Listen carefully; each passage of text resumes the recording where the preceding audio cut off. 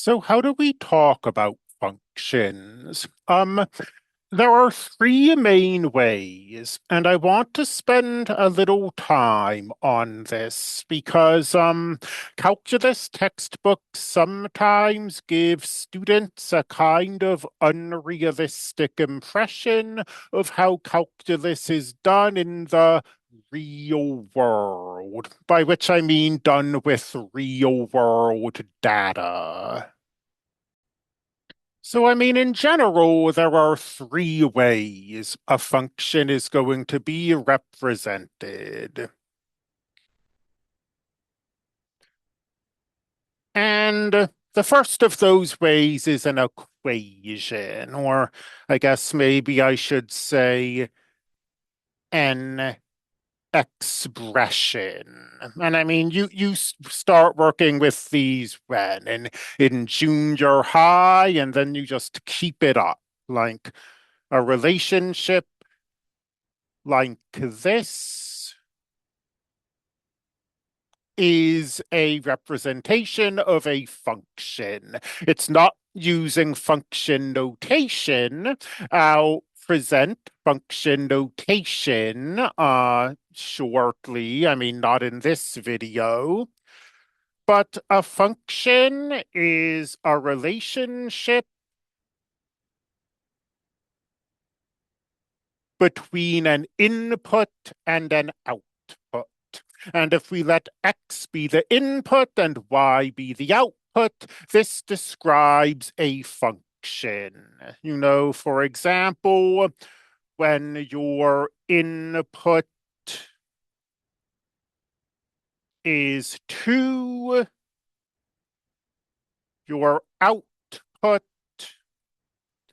2 times 2 is 4 plus 7, your output is 11. And this is sort of the big one in calculus classes. This is what we're going to spend most of our time looking at.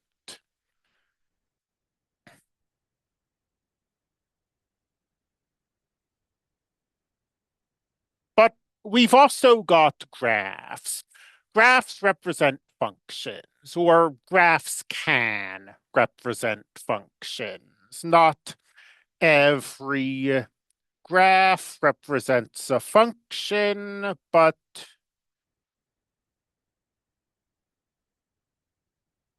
maybe you have this. A ball is tossed upwards,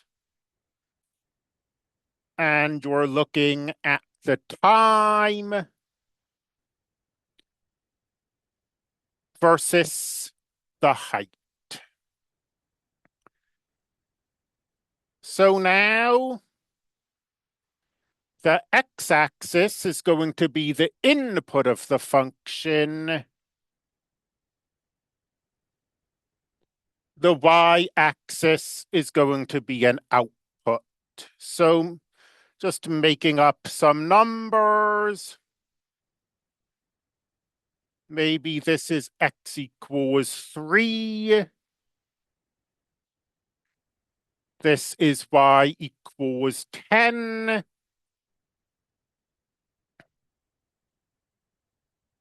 So this is the point 3 comma 10. And you've got your input. It's time. Better attach a unit to that. And we've got our output. It's height. Again, better attach a unit to that. And we've got a function. Inputs give us outputs. When the input is 3, the output is 10.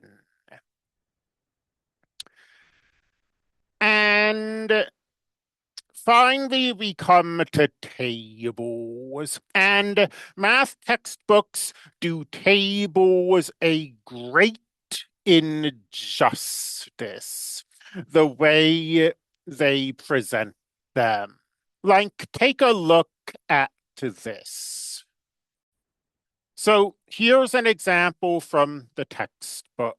Um, Somebody is throwing a softball, and this is presented in multiple ways. It's presented as an equation and as a table and as a graph. And here it is as an equation. And the nice thing about equations is that it's very easy to calculate outputs from inputs, you know? I know you can't see me writing down right now, but h is 32t minus 16t squared. Suppose I want to know what is the height after 0.17 seconds. Well, that's something, I mean, this is made to do, right? You just take this time value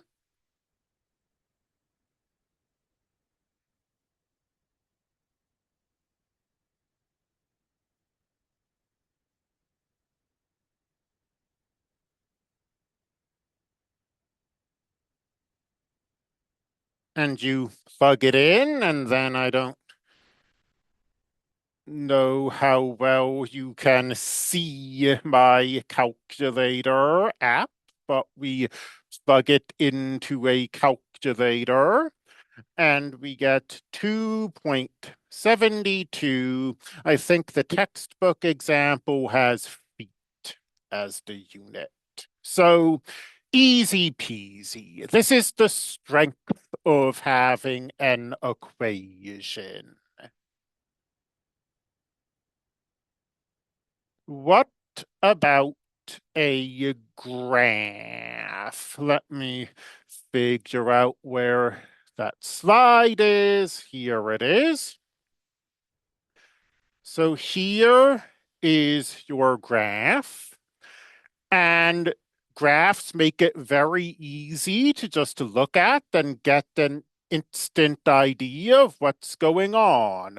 The ball goes up, it hits a maximum height of around 16 after about 1 second.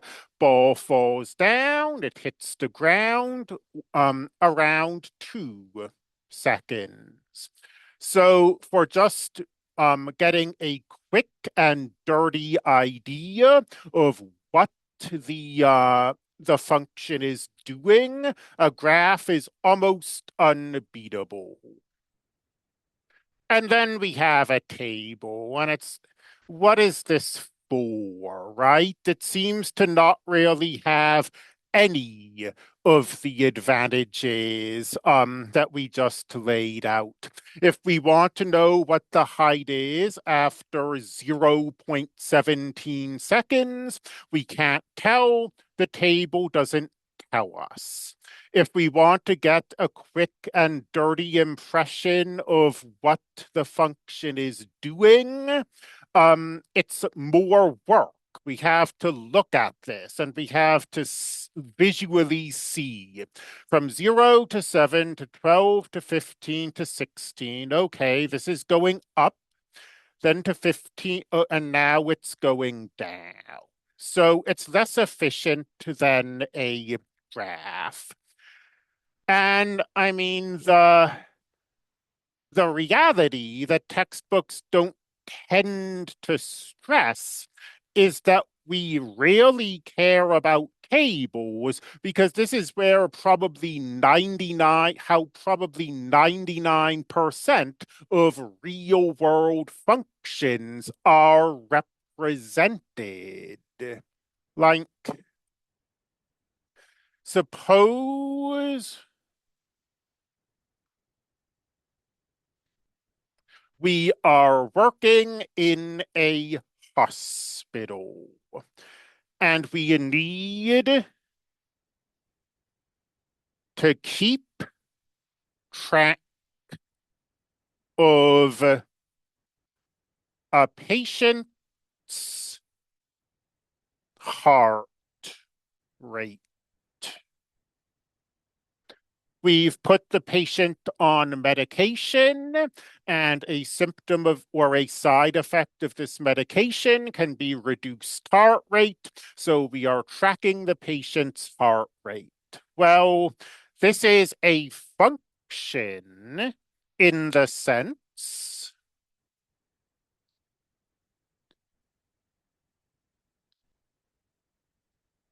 that we can have an input and an output. The input can be the time since we gave the patient the medication, and the output can be the heart rate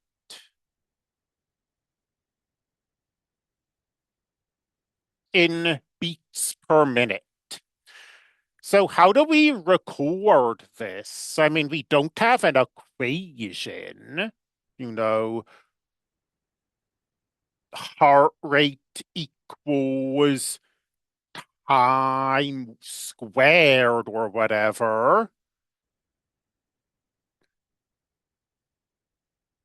We don't have an equation.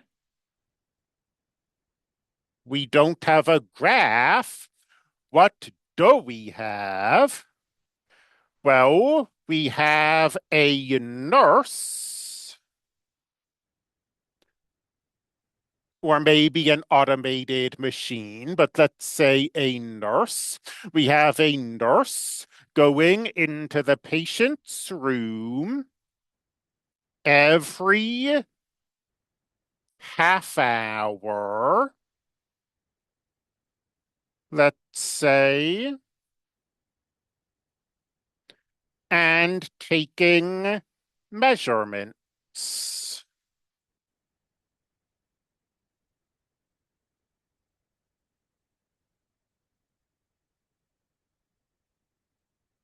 So how does this function get recorded? Not as an equation, not as a graph, but as a table.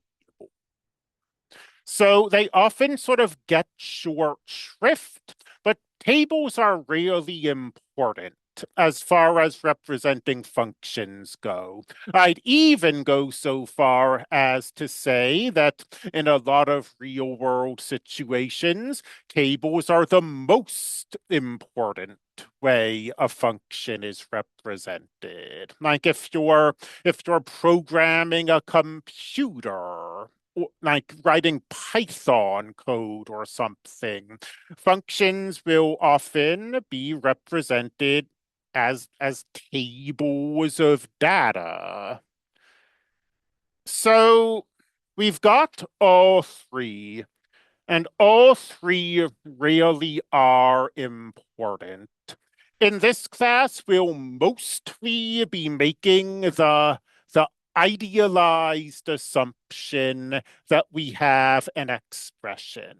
But there will be like homework and stuff where you're asked to work with graphs and tables as well.